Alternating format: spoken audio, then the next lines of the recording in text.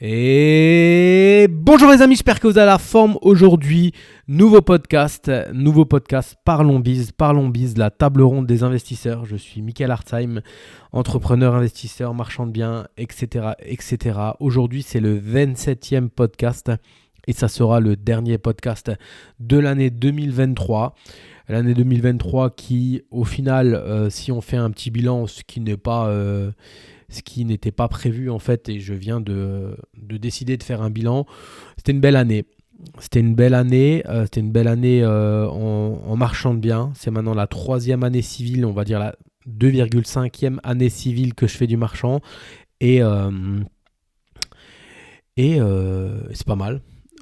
C'est plus que 2022 et j'espère que c'est moins que 2024. Donc voilà, moi j'ai un tableau là qui me regarde et où il y a écrit 1 million de trésorerie de cash en 2025. Donc voilà mon objectif, c'est d'avoir 1 million de cash, pas de patrimoine net, mais de cash sur mes comptes en banque, tout réuni, crypto, etc. Donc je l'ai carrément mis dans un tableau et il est là, il me regarde, je le regarde régulièrement, pas tous les jours, mais je le regarde. Donc c'était une belle année. J'ai lancé mon podcast aussi. J'ai lancé mon podcast en 2023. Qu'est-ce que j'ai fait de plus encore? J'ai fait plein de vidéos avec toute l'équipe Green Bull Campus. J'ai investi donc dans un immeuble de 3 lots, un appartement, 2 appartements, donc au total 5 OP. Avec les 2 OP que j'ai fait avec Yann Darwin et Philippe, ça fait 7 OP. Donc j'ai fait 7 OP en 2023 pour une marge nette dans ma poche à moi. On va dire, parce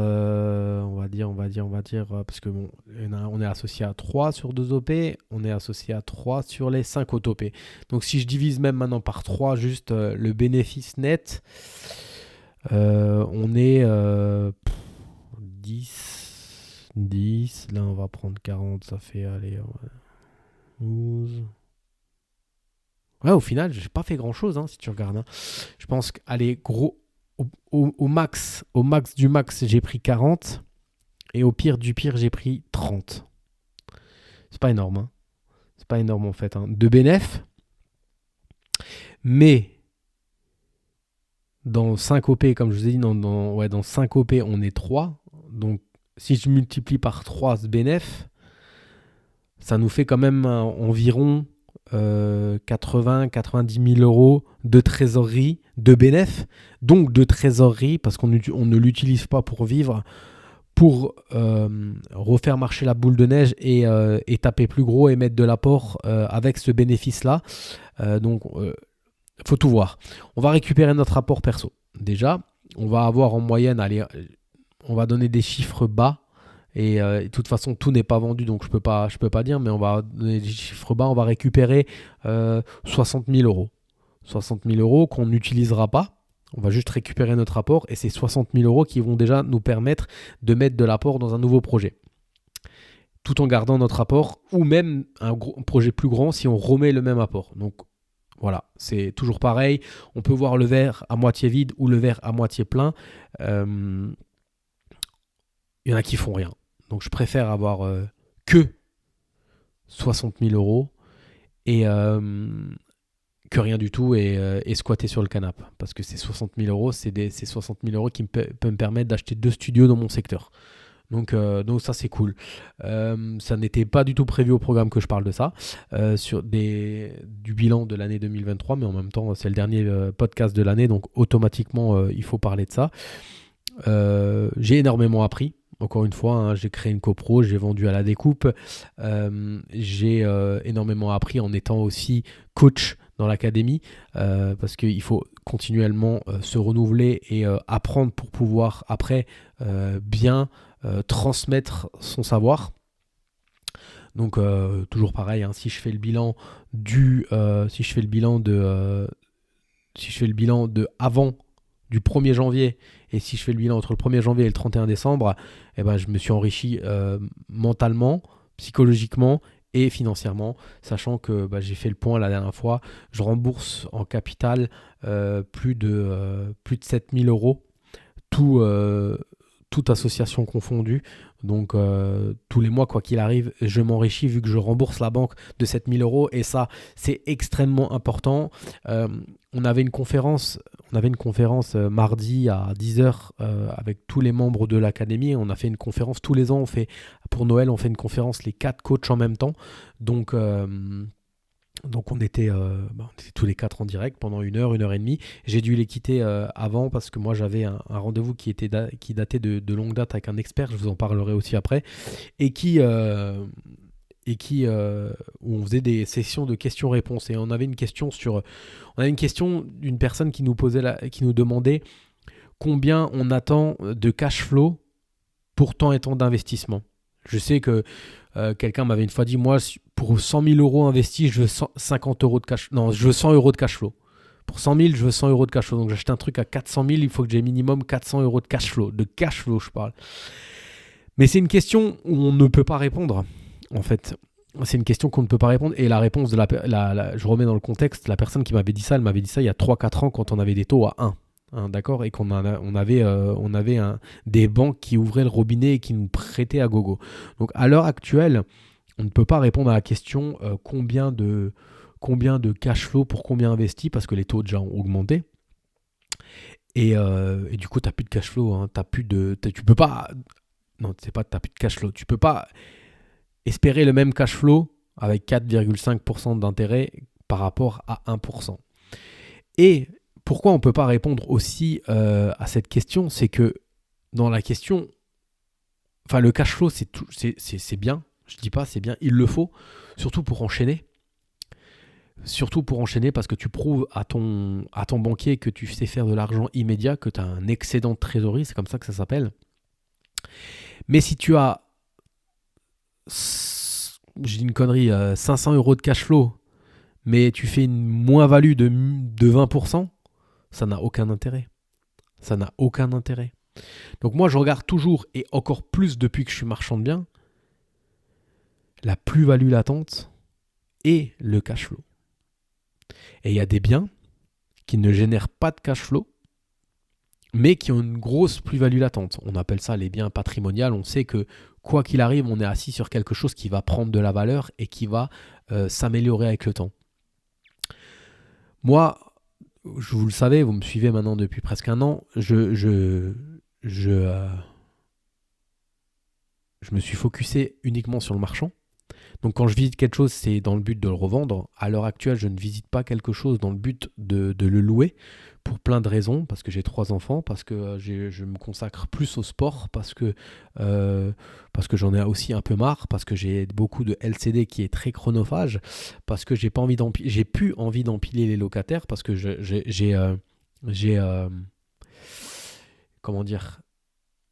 envie de faire moins de social, de moins avoir à discuter avec les gens. Donc voilà, pour toutes ces raisons-là, je préfère acheter, revendre et prendre aussi du cash immédiat pour le réinvestir, pour faire plus gros, etc., etc. Et je reviendrai sur du locatif plus tard, peut-être en mettant de l'apport, et donc automatiquement en faisant peut-être des crédits plus courts parce que je vais vieillir, etc., etc. Je ne sais pas.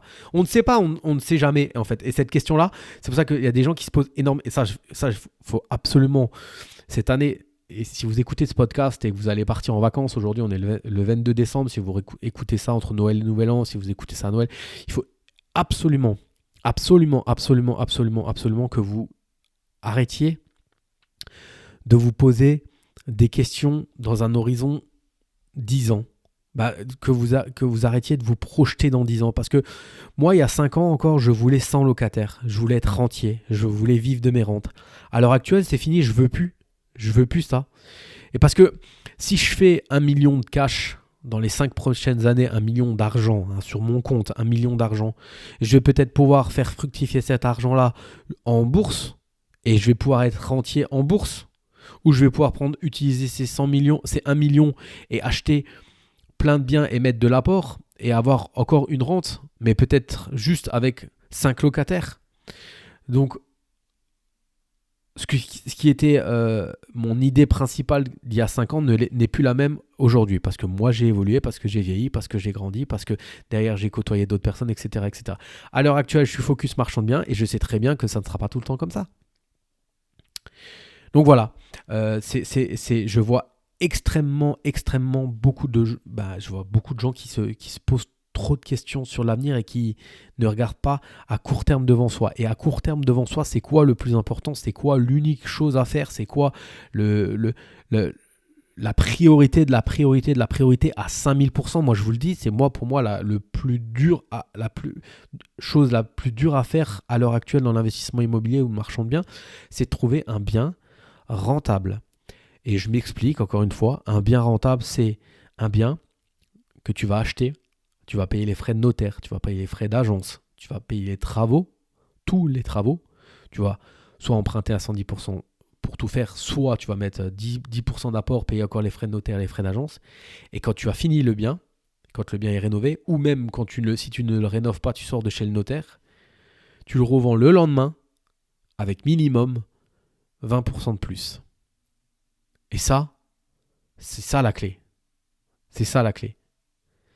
Et cerise sur le gâteau, si tu as mis un peu d'apport ou si tu arrives à avoir des taux de nouveau bas, et ça j'en reviendrai aussi, tu as par exemple 500 € de crédit et 800 € de loyer. Voilà, ça c'est pour moi les clés d'un bon investissement et la définition d'un bon investissement. Plus-value latente et cash flow. Cash flow est plus difficile à l'heure actuelle, mais on s'adapte et c'est là où je veux en revenir. Il ne faut pas que les taux hauts vous sclérosent, vous empêchent d'aller visiter, vous empêchent de passer à l'action en fait. Parce que les taux ne resteront pas hauts éternellement. J'ai beaucoup de gens, j'ai encore il y a un mois, j'ai parlé à quelqu'un qui était sûr et certain que les taux ne baisseraient plus. Il est sûr. Lui, il a vraiment une boule de cristal. Lui, il sait que les taux ne descendront plus, qu'ils resteront toujours comme ça. Soit. Et alors, donc tu fais plus rien. Je lui ai répondu, donc tu fais plus rien. Tu t'achètes plus rien, tu fais plus rien.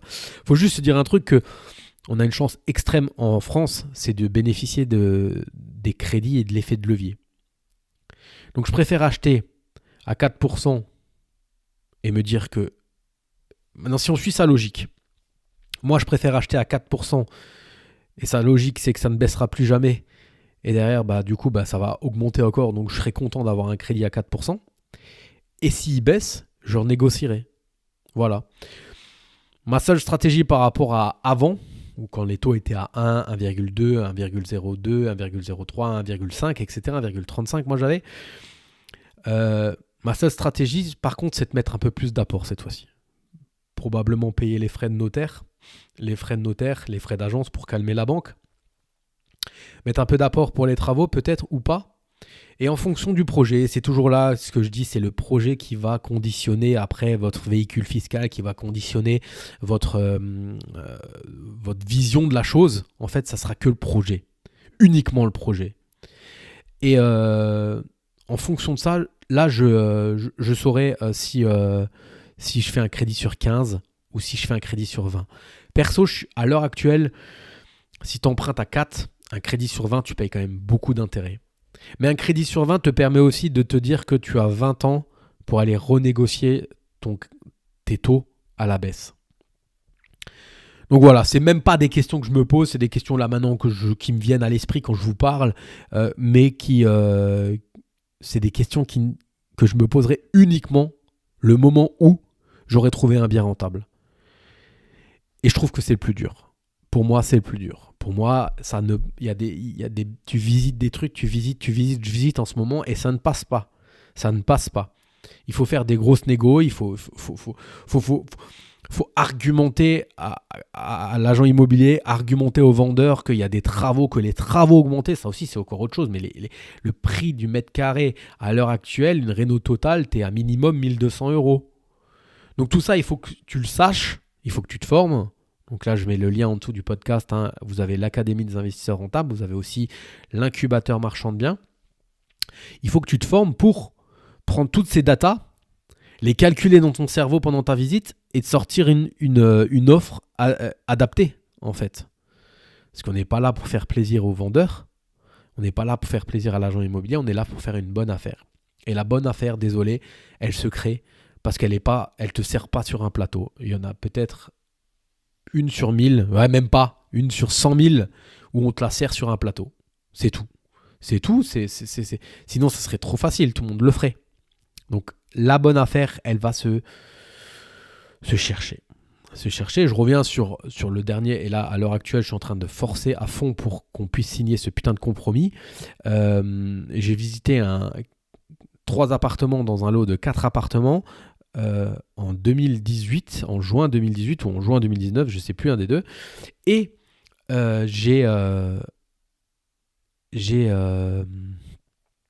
fait une offre à 95 et là, je vais signer un compromis pour ces mêmes 3 lots 4 ans après à 60.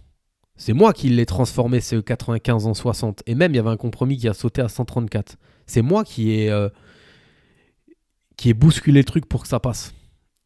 Ça ne m'est pas tombé sur le bec comme ça. Donc voilà, par rapport à ça. Je voulais revenir aussi sur le lundi 11 décembre. On était en live à Paris avec toute l'équipe Green Bull Campus. Donc il y avait Yann Darwin, Isis, Philippe, Nico et moi. On était sur un plateau télé et on a passé l'après-midi avec les ambassadeurs. Donc il faut savoir que chez Green Bull Campus, maintenant, il y a des ambassadeurs. Donc des ambassadeurs par région. Pour l'Académie des investisseurs rentables, des ambassadeurs par région pour l'incubateur marchand de biens. Et en fait, ces ambassadeurs-là, leur rôle, c'est d'animer les groupes par région, c'est-à-dire en Zoom, c'est-à-dire en physique. Moi, j'étais en novembre à une réunion à Strasbourg avec les membres de l'Académie des investisseurs rentables. C'était super, on était plus d'une trentaine. Et là, il y a eu 2 Zooms. Bon, moi, généralement, le soir, je coupe mon cerveau, donc je n'étais pas connecté, c'était à 20h30. Et là, il y a quelque chose qui est organisé en janvier. On va faire du karting avec les membres de l'incubateur marchand de biens du Grand Est à Strasbourg. Petit karting, après manger au resto. Et ça, c'est extrêmement important. Donc ça, c'est le rôle des ambassadeurs. Le rôle des ambassadeurs, c'est de connaître vraiment les gens de son secteur, d'organiser ces soirées-là et de faire en sorte qu'il y ait des connexions physiques qui se fassent et potentiellement des associations. Et donc oui, on avait 4 ambassadeurs sur le live qui nous présentaient à tour de rôle des investisseurs et qui avaient des problématiques. Et nous, notre rôle, c'était justement de donner des tips à ces investisseurs pour qu'ils progressent, pour qu'ils passent un niveau supérieur, etc. Donc c'était super enrichissant comme d'habitude. On a passé 24 heures à Paris. C'était c'était enrichissant émotionnellement. Ça fait toujours plaisir de se voir entre copains. Et j'ai eu un beau pull. Donc je tiens à remercier quand même Antonin de m'avoir offert un pull avec un logo d'une salle de boxe. Donc j'ai très hâte de refaire de la boxe. Comme vous le savez, j'ai une épicondylite fissusaire, ça se dit, ouais, du coude droit. Donc pour l'instant, je prends mon mal en patience et je fais plus de boxe. Je fais de la musculation en attendant. J'essaye de faire de la musculation et ça, je vais revenir sur ça. Je pars en moyenne 3 à 4 fois dans l'année dans un hôtel en pleine forêt, en Allemagne, en forêt noire. Et je pars généralement 2 nuits, 3 jours. Et ce moment-là, ce temps-là, c'est les jours où je suis là-bas, j'essaye de couper au maximum. Je coupe jamais vraiment à 100%, mais j'essaye de couper au maximum. J'emmène des livres, des choses comme ça. Et vu que je suis loin, vu que je suis pas dans mon élément, dans ma maison, etc. Souvent, des prises de décision apparaissent à ce moment-là.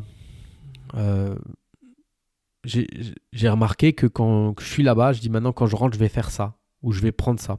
Et donc là, j'ai pris la décision de prendre un coach muscu, vraiment physique. Un coach muscu. Je fais partie du Money Game. Dans le Money Game, vous avez des vidéos de formation tournées par Christophe Bonnefond et Don Pierre qui vous expliquent les exercices pour faire de la musculation correctement, etc.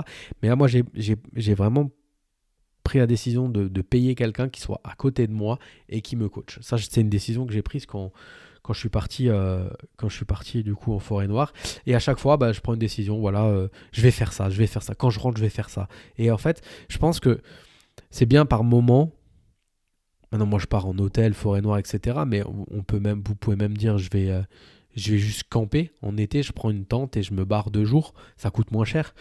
Mais essayer de couper, euh, moi j'aime bien être aussi en lien avec la nature, donc je vais me promener en forêt, etc.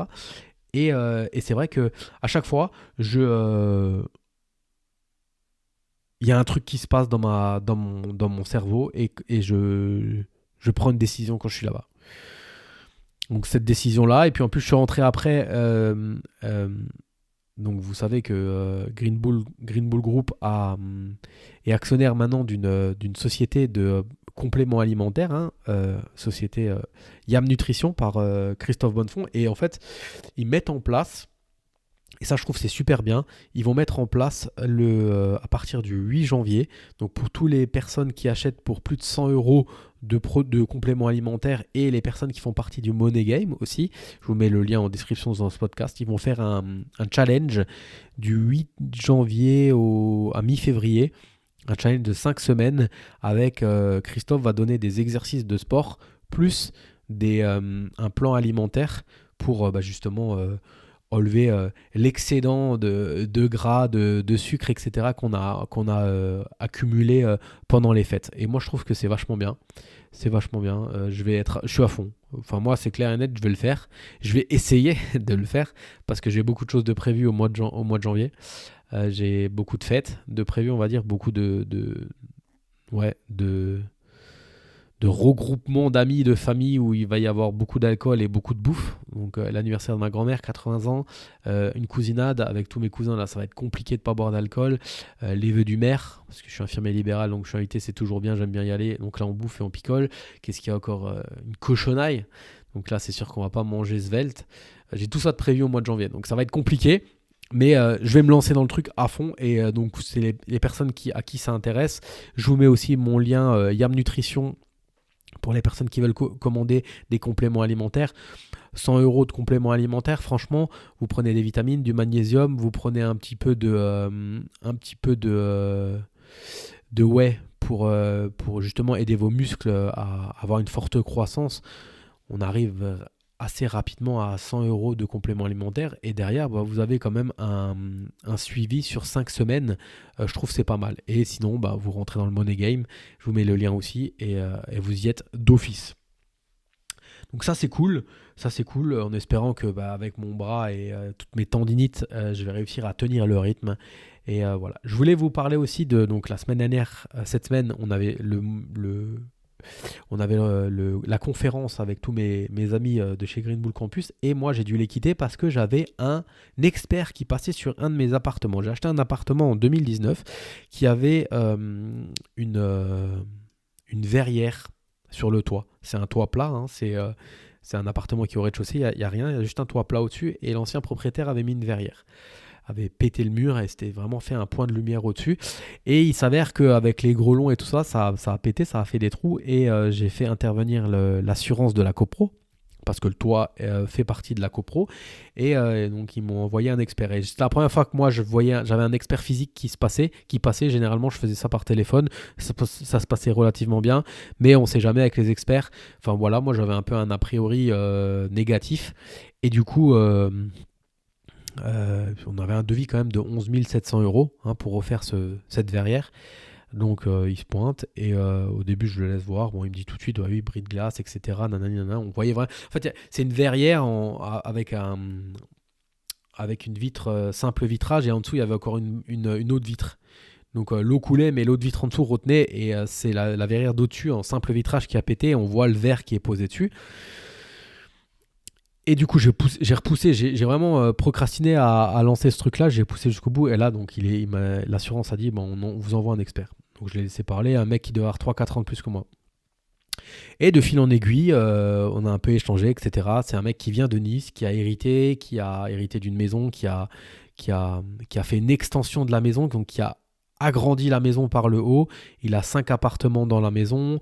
Il a hérité un peu de terrain, de choses comme ça. Et en fait, il me dit clairement, moi je bosse, mais c'est plus pour le fun que alimentaire parce que j'ai des sources de revenus de partout. Donc je dis ah bah ça c'est cool, etc., etc. Donc en fait on a échangé après plus, on est resté presque 1 heure ensemble, on a échangé plus sur l'investissement immobilier que sur ça. Et sur les 11 700 euros, il prend plus de 60% de prise en charge. Donc voilà, comme quoi il faut arriver à parler avec les gens, à être diplomate, et que ça paye. Je sais pas. Après, est-ce qu'il aurait donné est-ce qu'il aurait eu la même prise en charge si j'avais été un con ou si je m'étais pas intéressé à lui? Je ne sais pas. En tout cas, ce qui est sûr, c'est que de toute façon, je savais que l'assurance prendrait pas en charge la totalité de cette verrière. Et sur les 11 700 euros, je pense que j'ai vu avec mon artisan, mais je pense on peut baisser, on peut faire autre chose. Donc ça, c'est cool. On va voir. Quoi qu'il arrive, ils m'ont donné une somme de prise en charge, donc après à moi d'adapter. Mais bon, voilà, c'est un appartement que j'avais extrêmement bien acheté. C'était une verrière qui avait du simple vitrage et que je savais que derrière, elle aurait, dans le temps, dans les 10 années à venir, elle aurait besoin d'être changée. Et là, je vais en profiter pour mettre vraiment du quelque chose de solide déjà, pour plus avoir à serrer les fesses à chaque fois qu'il y a des grêlons, et peut-être voir pour fermer, pour qu'en fait, parce que moi elle se fermait pas, ça veut dire qu'en été il faisait très très chaud, voir pour mettre quelque chose électrique, peut-être des volets électriques pour fermer, pour qu'en été on puisse vraiment avoir moins de chaleur.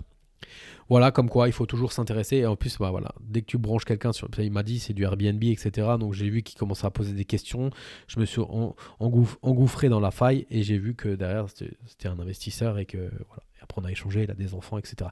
Et en fait, je vous dis ça parce que en visite, si vous visitez en direct propriétaire, même avec un agent immobilier que vous ne connaissez pas, c'est bien de trouver des connexions avec qui parler, des sujets qui pourraient vous relier, en fait.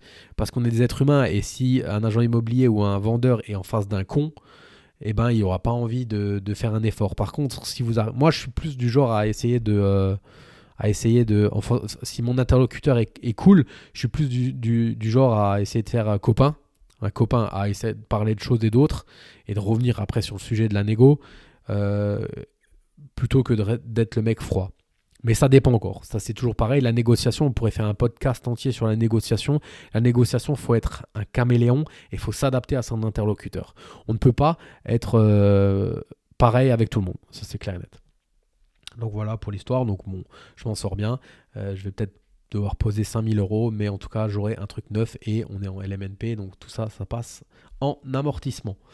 De quoi je voulais vous parler encore? Ouais, donc vous aviez suivi, on avait fait 3 vidéos. On est allé acheter une maison dans la ville de Le Mans, on est allé acheter un appartement à Toulouse et on était allé à Lille où on n'avait rien acheté. Et donc on a tout vendu. Et là on encaisse, on récupère notre rapport en compte courant d'associé et on clôture le bilan au 31/12/2023 et on va probablement pour 25% des parts encaisser entre 11 000, 12 000 et 15 000 euros de bénéfices en 2 ans. Donc c'est pas l'affaire du siècle, mais comme dit toujours, c'est mieux que rien. Et on a eu une chiassée d'emmerde. Là où nous, on n'a pas été bon, c'est qu'on a, je pense, sous-estimé le travail à distance. Donc à la base, on devait être 4, finalement, on s'est retrouvé qu'à 3 et presque qu'à 2. Mais je veux dire, on a sous-estimé le travail à distance. On a eu des collaborateurs incompétents du début jusqu'à la fin, l'agent immobilier, la personne qui mettait en location au début, je vous parle au Mans là, les artisans. On a dû faire des constats d'huissier parce que les travaux n'étaient pas bien faits, le chantier n'était pas bien fait. Donc on a dû faire intervenir un nouvel artisan pour reprendre les travaux. À Toulouse, on avait l'arnaqueur B, donc là c'est pareil, hein, il nous a mis une bonne carotte, on a perdu 7 ou 8 000 euros, on a dû revenir un nouvel artisan. On avait 1 000 euros d'intérêt par mois qu'on perdait, donc derrière ça a décalé la vente de 6 mois, donc voilà, vous faites le calcul. Mais si on n'avait pas ça, si Si on avait été sur place, que ce soit au Mans ou à Toulouse, ça c'est clair, si on avait été sur place, ça ne serait pas arrivé comme ça. Je pense qu'on aurait vraiment, on aurait pris, sur les 2 apparts, on aurait pris 100 000 € de bénéfices. C'est certain. Donc on aurait fait une bonne affaire. Mais le problème, c'est que nous, on est allé sur place, on a visité, on a acheté, et après, what again? Qui vivra verra, tu vois. Et je pense que là, on n'a pas été bon. On aurait été sur place, on aurait gagné beaucoup plus d'argent, mais on avait chacun nos vies respectives à droite à gauche, et on avait aussi chacun nos business. Yann, il vit à Dubaï, c'est compliqué. Moi, dans l'est de la France, aller au Mans ou à Toulouse, c'est compliqué aussi. Philippe est allé 2 fois à Toulouse, mais voilà, on aurait gagné beaucoup plus d'argent, c'est clair et net, quoi. Donc ça reste des investissements rentables, quoi qu'il arrive, même si on a fait de la merde. On a fait de la merde, même si ça s'est mal passé après et qu'on a eu une flopée. Non, mais pour vous dire comment qu'on a enchaîné toutes les merdes. Au Mans, on a vendu. Ah ouais, aussi petit salut à la personne qui commente là tout le temps là, qui commente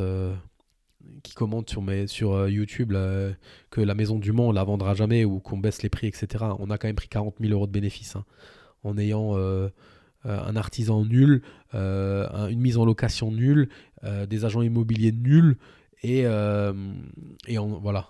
Donc, salut. T'as fait 40 000 toi sur une OP, tu me le diras en commentaire, parce que peut-être tu m'écoutes plus parce que je te casse à chaque fois, mais en tout cas, ouais, tu m'avais un peu gonflé avec tes commentaires. Bref, je disais, pour vous dire, on a eu une offre d'une association de la ville qui voulait la coloc vide. Donc on l'a vendu vide. Juste pour vous dire, l'agent immobilier, on dit à l'agent immobilier, on veut trouvez-nous un notaire au Mans qui est correct, parce que nous on ne connaît pas, et donc l'agent immobilier nous donne un notaire. Sauf que salut Seb, l'association a pris le même notaire. Et là, c'est petit conseil du vendredi matin. Ayez toujours chacun votre notaire. Votre notaire, c'est votre avocat. S'il y a un problème, après la vente, ou même pendant la vente, le notaire, s'il est notaire des deux, de l'acheteur et du vendeur, il a cul entre 2 chaises. Par contre, si chacun a son notaire, chacun il va vous défendre. Donc nous, on dit à l'agent immobilier, trouvez-nous un notaire avec qui vous avez l'habitude de travailler, qui est efficace et rapide. Et on s'est rendu compte que l'association avait pris le même notaire.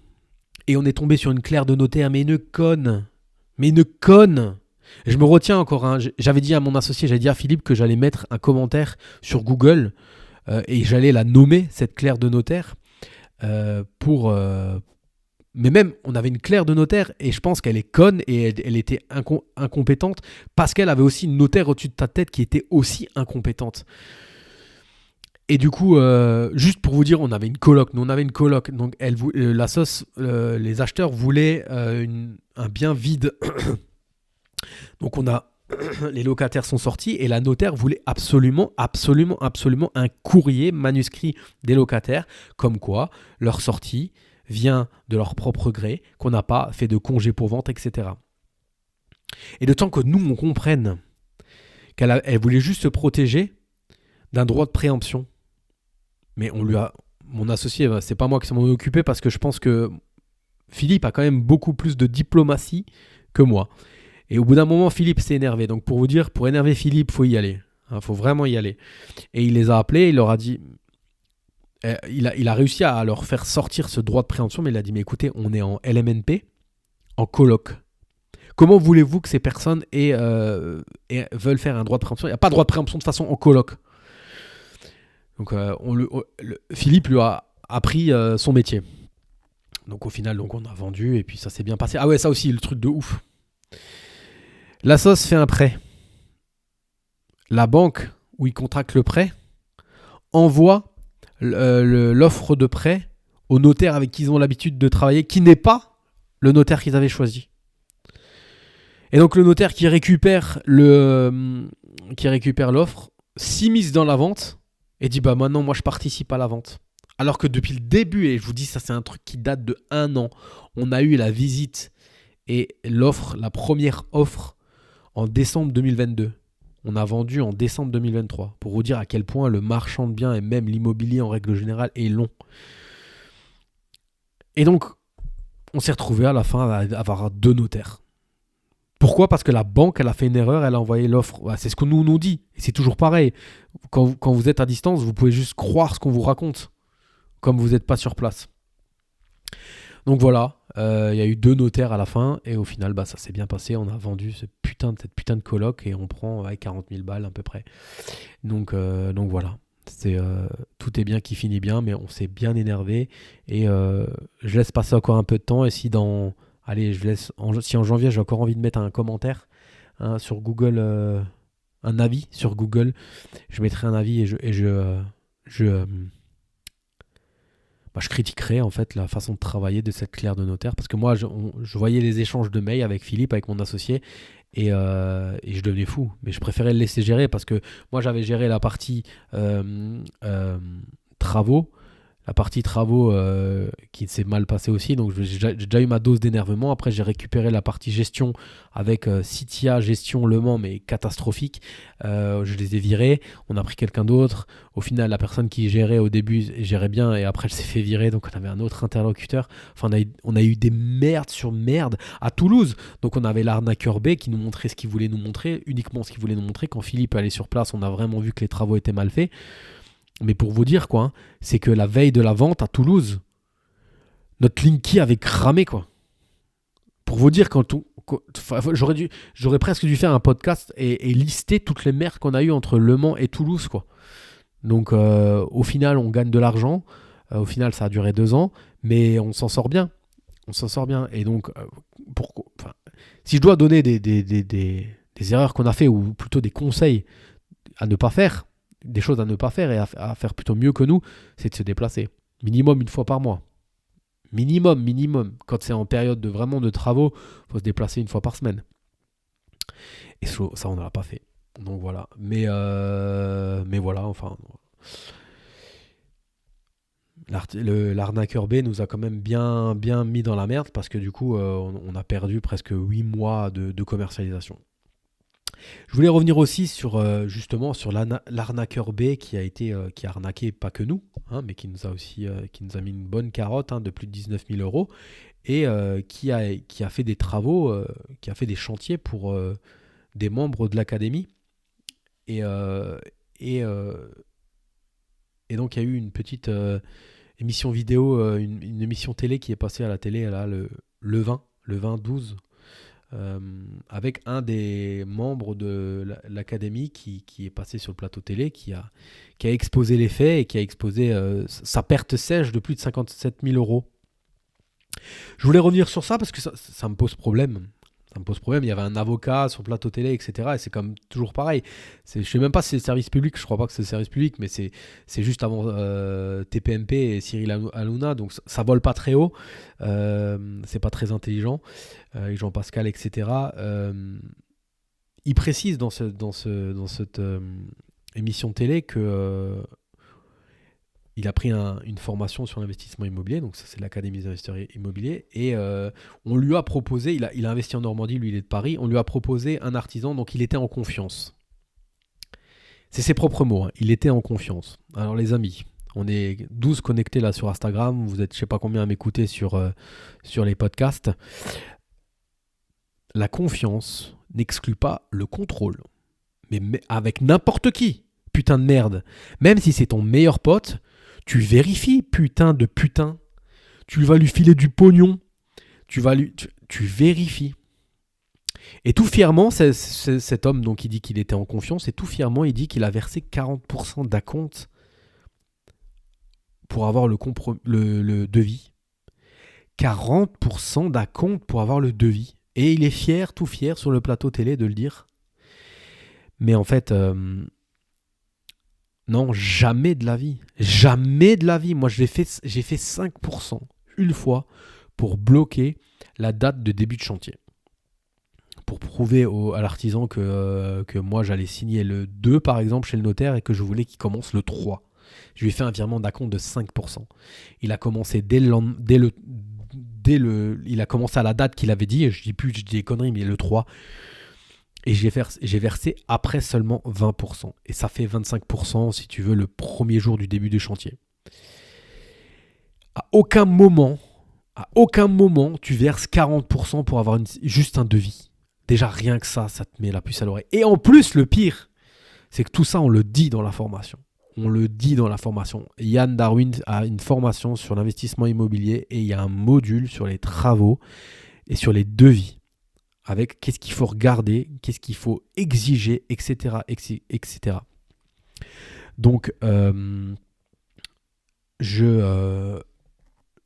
il est entièrement fautif à 100%. Et le pire, c'est qu'après, tout heureux, tout souriant, il dit qu'il a... donc, il a versé les 40% pour le devis. Et après, il a versé 35% pour le début du chantier. C'est-à-dire que quand les mecs ils ont commencé, lui, il avait déjà versé 75%. Non mais allô, quoi. Allô, c'est pas la peine après d'aller sur un plateau de télé pour aller pleurnicher. Et je pense que c'était même pas pour pleurnicher, c'était surtout pour se mettre en avant et en valeur, je pense. Parce qu'au final, après, il dit qu'il a, le grand Superman qu'il est, il a réussi à terminer les travaux lui tout seul. Et tout le monde l'a applaudi et je pense que c'était surtout ça qu'il cherchait. Voilà, faut pas aller après se plaindre. Surtout qu'après, donc, nous, quand vous prenez l'Académie des investisseurs rentables, vous avez accès à un groupe privé Facebook dont je suis coach. Et je me souviens très bien de ses posts.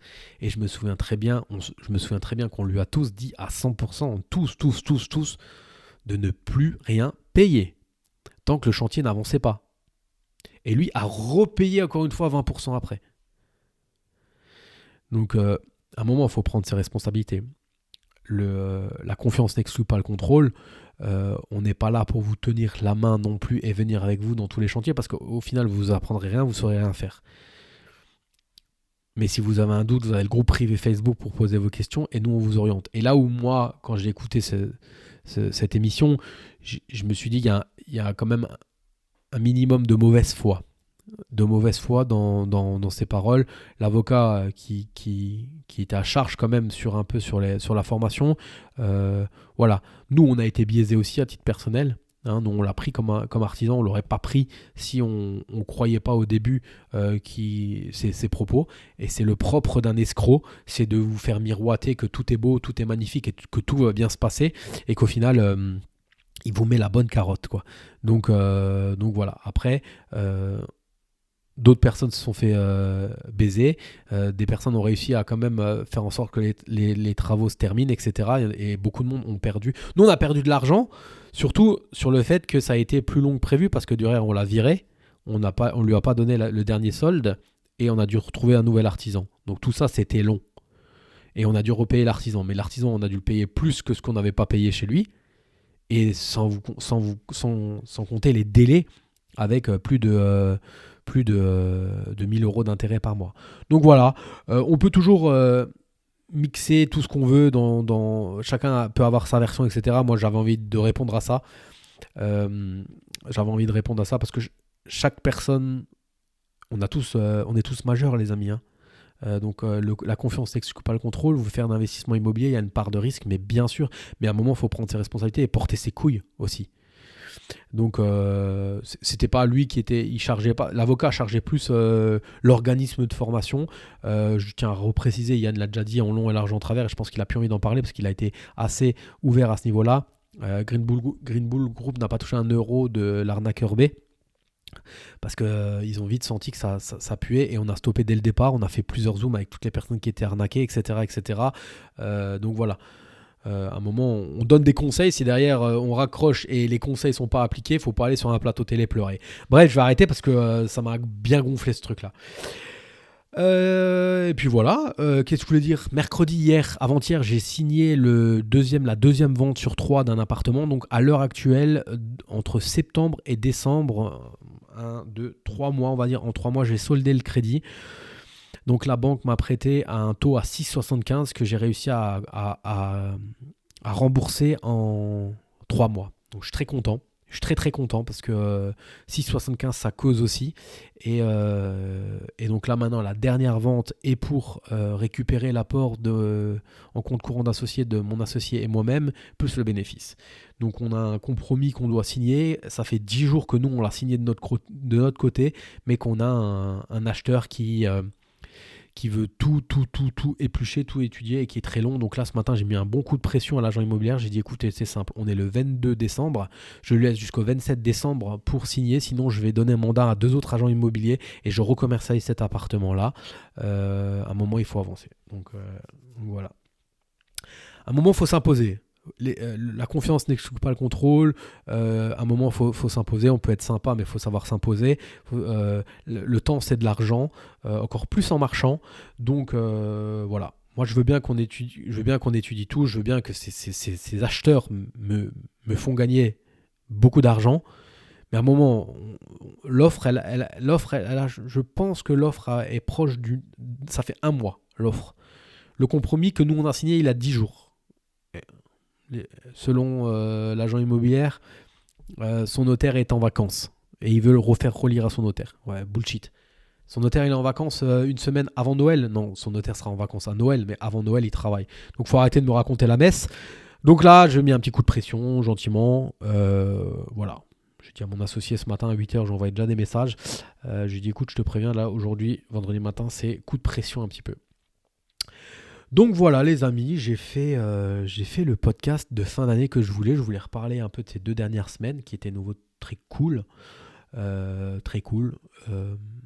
On va faire le plein de cadeaux. Ah ouais, pareil aussi. J'ai petit retour d'expérience. J'ai mon fils, 14 ans, qui m'a dit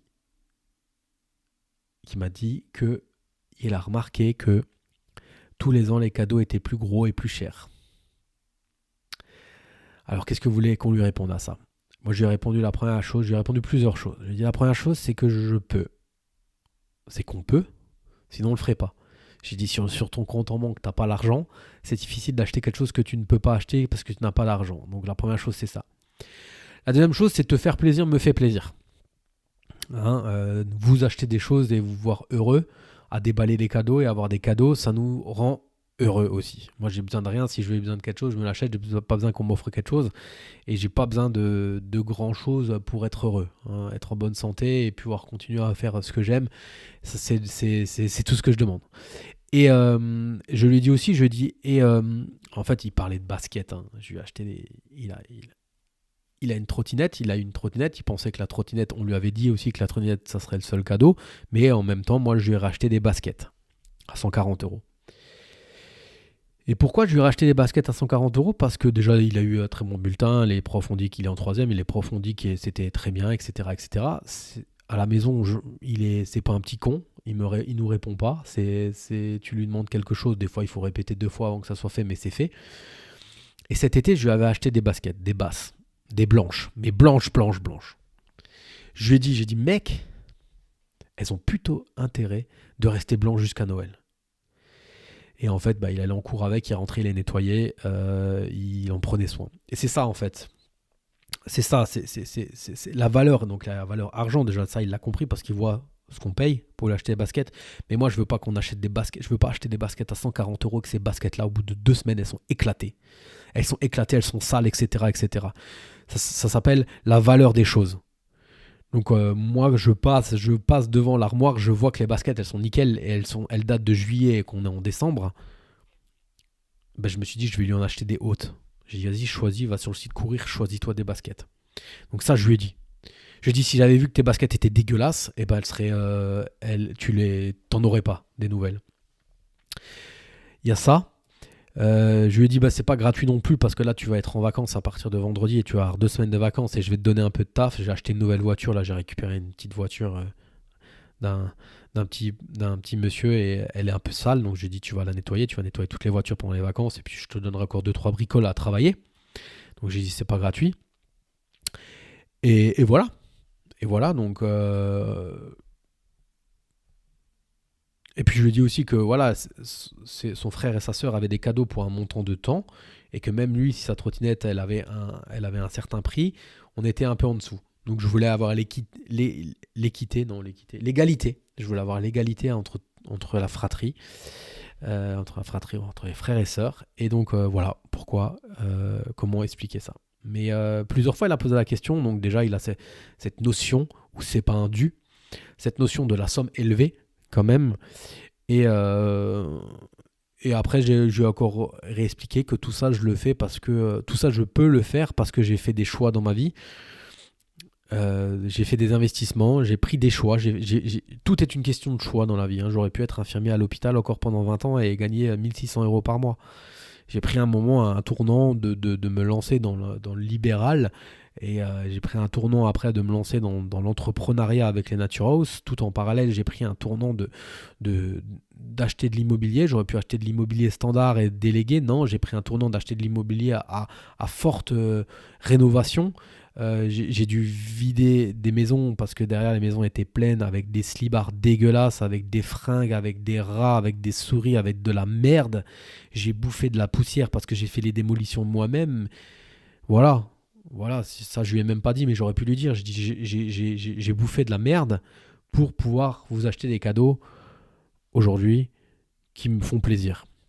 Donc voilà, ça c'était là. On conclura sur ça, les amis. Hein, on conclura sur ça parce que il faut absolument que j'appelle un mandataire judiciaire encore aujourd'hui avant les vacances. Et cette personne est joignable que de 10h30 à 11h. Et il est 10h45 pour les personnes qui m'écoutent sur le podcast. Vous avez tous les liens en description. L'incubateur marchand de biens, l'Académie des investisseurs rentables, le Money Game, les amis. Hein, rejoignez-nous dans le Money Game. Yann a mis une publication hier sur une nouvelle crypto que lui, personnellement, achète. Vous avez aussi le lien Yam Nutrition, vous pouvez me suivre sur tous les réseaux sociaux. Mettez-moi un commentaire, mettez-moi 5 étoiles un petit peu là, on n'a pas eu de commentaire depuis novembre, ça serait cool. Et je vous dis à plus, ciao ciao.